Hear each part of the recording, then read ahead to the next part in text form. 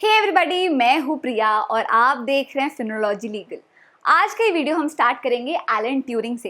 In case आप ये नहीं जानते कि एलन ट्यूरिंग कौन थे तो इस मूवी को ज़रूर देखिएगा। तो ये थे एक ब्रिटिश साइंटिस्ट और द ग्रेट कंप्यूटर जीनियस जिन्होंने वर्ल्ड वॉर 2 के दौरान जर्मनी का एनिग्मा कोड तोड़ा, जिस कारण वर्ल्ड वॉर 2 2 साल जल्दी खत्म हो पाया और लाखों जिंदगियां बच गई। इन्हीं के कारण ब्रिटेन ने ये युद्ध जीता था। पर 1952 में ब्रिटेन इसी एलन ट्यूरिंग के साथ क्या करता है, इन पर इंडिसेंसी और होमोसेक्सुअलिटी के चार्जेस लगाता है, मुकदमा चलाता है, जिस कारण इन्हें डिप्रेशन हो जाता है और आगे जाकर ये सुसाइड कर लेते हैं। और इसी पॉइंट से हम आज का डिस्कशन राइट टू प्राइवेसी पर स्टार्ट करेंगे। देखिए, किसी भी स्टेट, किसी भी गवर्नमेंट के पास बहुत सारे काम होते हैं, पर आप क्या खाते हैं, क्या पीते हैं, आपके बैंक में कितना बैलेंस है, या आप कौन सा रिलीजन फॉलो करते हैं, ये सारी चीज़ें जानना स्टेट का काम नहीं होना चाहिए। अब बात करते हैं क्वेश्चनिंग या अकाउंटेबिलिटी की। अगर आपको गवर्नमेंट से कोई इन्फॉर्मेशन चाहिए, कुछ क्वेश्चन पूछना है, तो आप right to information act RTI act use करते हैं, जो काफ़ी रेगुलेटेड है। पर वहीं जब किसी इंडिविजुअल को अपनी प्राइवेसी बचानी है, अननेसेसरी इंटरवेंशन रोकना है, तब वो राइट टू प्राइवेसी यूज़ करता है। ये जो राइट टू प्राइवेसी है, ये स्टेट के अगेंस्ट, जर्नलिस्ट के अगेंस्ट और आपके पड़ोसियों के अगेंस्ट भी अवेलेबल है।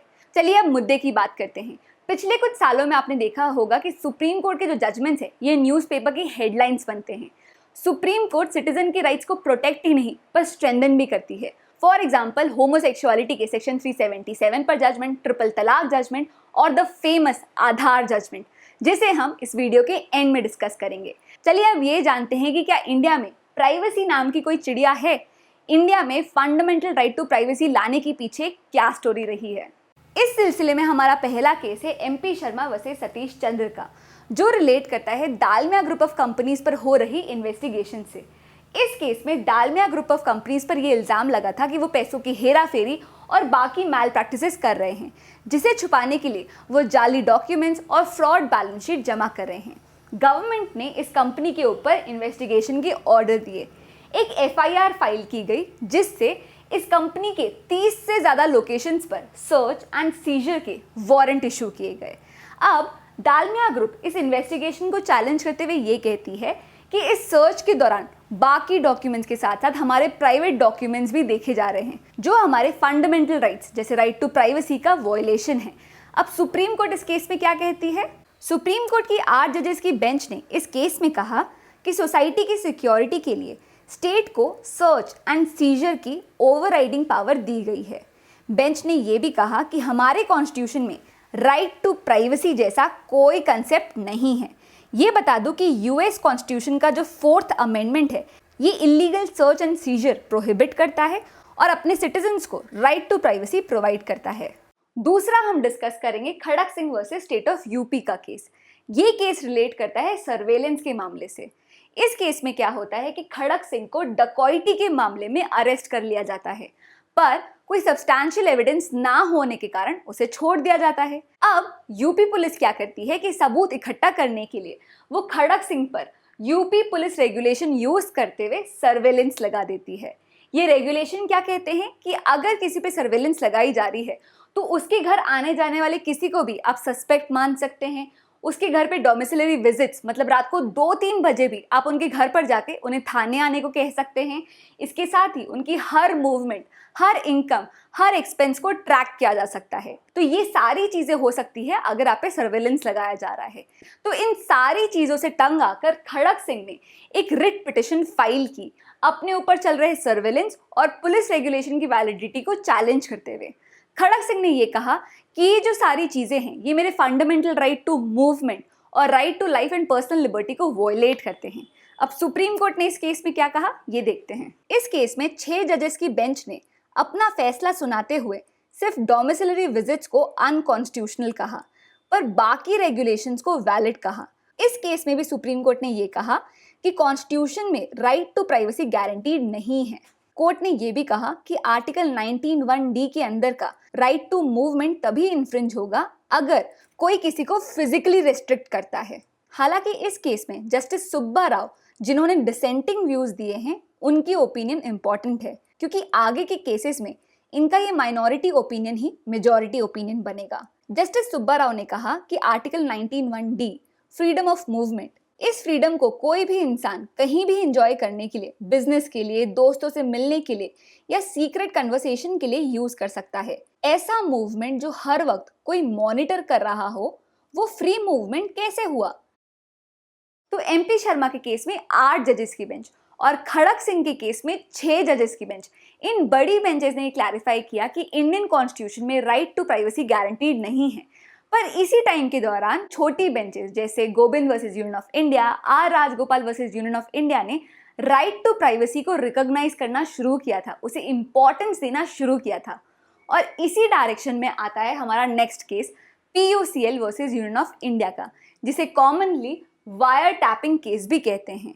इस केस में क्या होता है कि the former prime minister Chandrashekhar ने गवर्नमेंट पर यह इल्जाम लगाया कि गवर्नमेंट उनका और 27 और पॉलिटिशियंस का फोन टैप कर रहे हैं। गवर्नमेंट पे फोन टैपिंग का इल्जाम लगाया, इसलिए एक सीबीआई इन्वेस्टिगेशन बैठाई गई जिन्होंने गवर्नमेंट द्वारा की जा रही वाइड स्प्रेड फोन टैपिंग का खुलासा किया। तो PUCL, people's union for civil liberty, ने सुप्रीम कोर्ट में एक पीआईएल फाइल की कि सुप्रीम कोर्ट देश को वायर टैपिंग और फोन टैपिंग के लॉज पर क्लैरिटी दे, लोगों को फोन टैपिंग के अगेंस्ट क्या प्रोटेक्शंस अवेलेबल है ये बताए। इस केस में इंडियन टेलीग्राफ एक्ट का सेक्शन 5 क्लॉज 2 चैलेंज किया गया था। ये जो सेक्शन है ये गवर्नमेंट को पब्लिक सेफ्टी और पब्लिक इमरजेंसी के लिए फोन टैपिंग और इंटरसेप्शन के पावर्स देता है। सुप्रीम कोर्ट ने इस केस में फोन टैपिंग के अगेंस्ट कुछ क्लैरिफिकेशंस, कुछ गाइडलाइंस इशू किए। जैसे सुप्रीम कोर्ट ने कहा कि जो राइट टू प्राइवेसी है वो right to life and personal liberty article 21 के अंदर कवर होगा।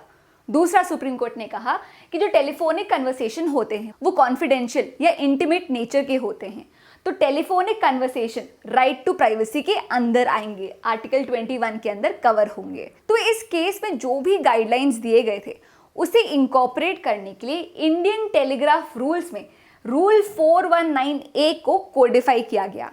अब ये रूल क्या कहता है कि इंडियन टेलीग्राफ एक्ट का जो सेक्शन 5 है, जो फोन टैपिंग की परमिशन देता था, ये रूल अब ये कहता है कि सिर्फ अनअवॉइडेबल सर्कमस्टांसेस में या तो यूनियन होम सेक्रेटरी या स्टेट होम सेक्रेटरी ही फोन टैपिंग को ऑथराइज कर सकता है। ये रूल आया इस केस से। अब सुप्रीम कोर्ट की इतनी सारी गाइडलाइंस और ये सारे रूल्स देखते हुए आपको लगेगा कि अब तो जो इलीगल फोन टैपिंग के केसेस थे ये तो एकदम से कम हो गए होंगे, पर अफसोस की बात है कि ऐसा नहीं हुआ था। फॉर एग्जाम्पल, अगर आप नीरा राडिया टेप्स के बारे में सर्च करेंगे तो आपको पता चलेगा कि इनमें से कोई भी डायरेक्शन फॉलो नहीं की गई थी। चलिए अब हम बात करते हैं आज के टॉपिक के लैंडमार्क जजमेंट की, justice KS. Puttaswamy versus union of India की, जिसे फेमसली आधार केस भी कहते हैं। इस केस में इंडिया का नेशनल आइडेंटिटी प्रोजेक्ट आधार प्रोजेक्ट को चैलेंज किया गया था कि ये जो प्रोजेक्ट है ये लोगों की राइट टू प्राइवेसी इन्फ्रिंज करता है। इस प्रोजेक्ट को सपोर्ट करते हुए एडवोकेट जनरल ऑफ इंडिया ने ये कहा कि इंडियंस के पास राइट टू प्राइवेसी जैसा कोई फंडामेंटल राइट है ही नहीं। We do not have a fundamental right to privacy. और अपने इस आर्ग्यूमेंट को सपोर्ट किया उन्होंने एमपी शर्मा और खड़क सिंह के केस से। उन्होंने ये कहा कि इन दोनों केसेस में सुप्रीम कोर्ट ने ये कहा है कि Indian constitution right to privacy guarantee नहीं करता है। अब याद है ना कि ये जो दो केसेस थे, इसमें एक में 8 जजेस की बेंच थी और दूसरे में 6 जजेस की बेंच। तो अगर सुप्रीम कोर्ट को अपना एक नया स्टैंड क्रिएट करना है तो उन्हें इससे एक बड़ी बेंच बिठानी होगी, और इसीलिए पुट्टास्वामी केस में सुप्रीम कोर्ट की 9 जजेस की बेंच बैठी थी, जिसने अगस्त 2017 में सुप्रीम कोर्ट की इस 9 जजेस की बेंच ने एक यूनानिमस डिसीजन देते हुए ये कहा कि Indian citizens do have a right to privacy. Indian citizens fundamental right to privacy enjoy करते हैं और इसका सपोर्ट मिलेगा आपको आर्टिकल 21 के अंदर। सुप्रीम कोर्ट ने यह भी कहा कि fundamental right to privacy protect करने के लिए एक सेपरेट डिक्लेरेशन की जरूरत नहीं है। आर्टिकल 14, 19 और 21 के अंदर ये राइट सफिशिएंटली प्रोटेक्टेड है। तो पुट्टास्वामी जजमेंट के बाद 2019 में आया था विनीत कुमार केस, जिसमें बैंक एम्प्लॉइज को ब्राइबरी देने के चार्जेस पर उनके फोन को टैप किया जा रहा था। इसी फोन टैपिंग को चैलेंज किया गया था विनीत कुमार के केस में। तो बॉम्बे हाईकोर्ट ने यह कहा कि फोन टैपिंग आप सेक्शन 5 क्लॉज 2 के अंदर कर सकते हो अगर पब्लिक इमरजेंसी या पब्लिक सेफ्टी की रिक्वायरमेंट्स हो। और ये जो रिक्वायरमेंट है पब्लिक सेफ्टी या इमरजेंसी की, ये थ्रेशोल्ड बहुत हाई होती है और छोटे लेवल की इकोनॉमिक ऑफेंसेस इस थ्रेशोल्ड को मैच नहीं कर सकते। इसीलिए इस केस में इस इकोनॉमिक ऑफेंस के चार्ज में भी आप फोन टैपिंग नहीं कर सकते, ये इलीगल होगा, राइट टू प्राइवेसी का इन्फ्रिंजमेंट होगा। तो पुट्टास्वामी जजमेंट के बाद हमने देखा कि राइट टू प्राइवेसी को फंडामेंटल राइट का रिकॉग्निशन मिलने लगा। तो ये था आज का डिस्कशन राइट टू प्राइवेसी के ऊपर। उम्मीद करती हूँ कि आज का ये वीडियो आपको पसंद आया होगा और आपको कुछ नया सीखने को मिला होगा। अगर आपको इस वीडियो से रिलेटेड कोई भी डाउट हो तो आप मुझसे कमेंट सेक्शन पर अपने डाउट्स पूछ सकते हैं। इसके साथ ही आप मुझसे मेरे इंस्टाग्राम पेज पर कनेक्ट कर सकते हैं और हर वीडियो की जानकारी आपको मेरे ब्लॉग्स पर भी मिल जाएगी, तो मेरे ब्लॉग्स भी आप पढ़ सकते हैं। That's it for now. See you in the next class. Bye bye.